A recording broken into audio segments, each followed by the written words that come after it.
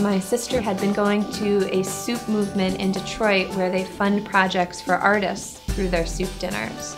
She loved the dinner. She thought it was a fabulous way to get the community together. So when she moved back to Philadelphia, we thought, how could we bring this to Philadelphia and bring it to educators in Philadelphia? Well, there's something about soup that's just communal. There's a pot of soup, there's always enough. It's not a fancy meal, it's really about people coming together to share a simple supper. And that's really what it's about. It's not about a fancy dinner, it's about the people coming together and experiencing the connection that you have over a dinner. It is really amazing to see teachers coming together to support each other. And you know, after I went to my first PhilaSoup event, I was like, this is brilliant. Why didn't I think of this? It's so simple, but it's so powerful that people can just come together and help fund these different projects. It's been important for me to make connections with my colleagues both at my school but also across schools, and just learning what others are doing and helping me continue to be passionate about what I do and have new ideas and grow in new ways. It's a great way, no matter what field you're in, to form relationships with people who are in your area of expertise and really tap into resources that you wouldn't otherwise know about. So far, PhilaSoup has funded an incredible range of projects. We've funded a counselor who is helping her students make memory boxes.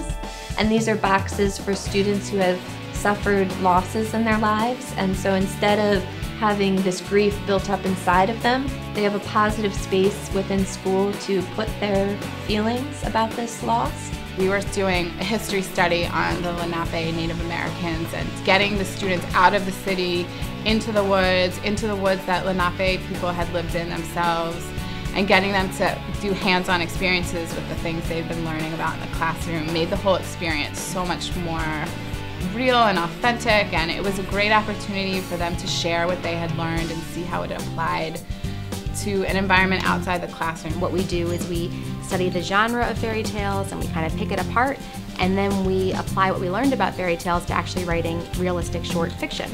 And so what my students did is they took part in the writing process actually alongside a local author and illustrator, learning about the craft and becoming authors themselves and working the whole time towards this amazing publication. And so all 84 of my students, each 7th grader, contributed a short story to these publications, which are really fantastic. The author, which is actually what the funds from PhilaSoup helped us provide, the author added so much more engagement and enjoyment for the students, leading a number of workshops that were really exciting for the students and being able to feel like real authors themselves.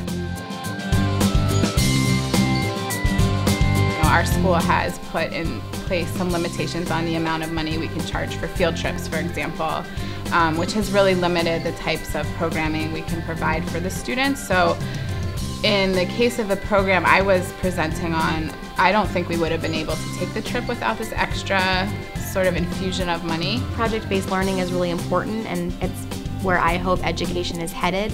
I think the kind of critical thinking that goes into these kinds of projects also really helps students and helps motivate them to understand they do have a place in school and that there is a purpose to their learning. And so for me, I would never take out something like this.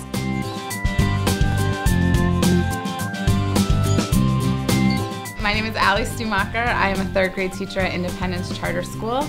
And I was able to use my micro grant from PhilaSoup to take my 3rd graders on a culminating field trip to the Pennypack Environmental Center. My name is Lacey Boland, and I was able to get 4 books published and have a classroom author visit with the help of PhilaSoup.